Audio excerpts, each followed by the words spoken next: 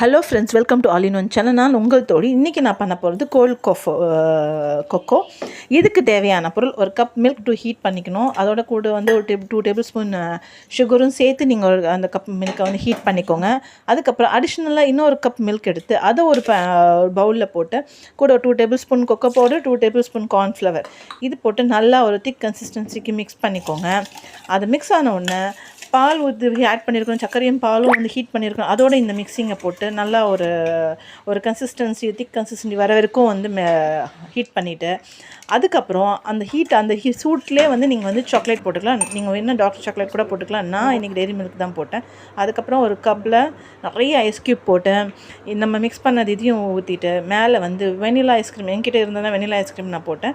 நீங்கள் உங்கள்கிட்ட இருந்துச்சுன்னா நீங்கள் என்ன ஃப்ளேவர் வேணால் போட்டுக்கலாம். அவ்வளோதான் ஃப்ரெண்ட்ஸ், சூப்பரான கோல்ட் கொக்கோ ரெடி, இன்ஸ்டண்ட்டான. Please subscribe and like my channel friends.